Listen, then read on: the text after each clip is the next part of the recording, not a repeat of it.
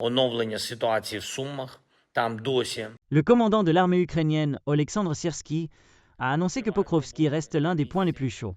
Le président ukrainien Volodymyr Zelensky a déclaré samedi que l'exclusion de son pays des pourparlers entre les États-Unis et la Russie concernant la guerre en Ukraine serait très dangereuse et il a appelé à davantage de discussions entre Kiev et Washington pour élaborer un plan de cessez-le-feu.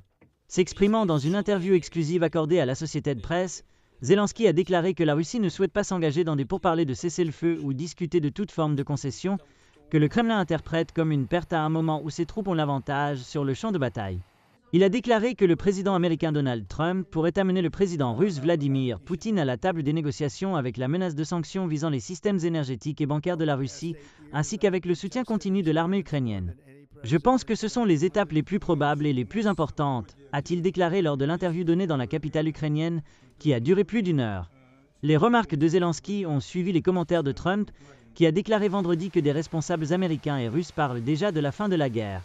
Trump a déclaré que son administration avait eu des discussions très sérieuses avec la Russie, mais il n'a pas donné de détails. Ils peuvent avoir leurs relations, mais parler de l'Ukraine sans nous est dangereux pour tout le monde, a déclaré Zelensky. Il a mentionné que son équipe a été en contact avec l'administration Trump, mais que ces discussions sont à un niveau général, et il croit que des réunions personnelles auront bientôt lieu pour élaborer des accords plus détaillés.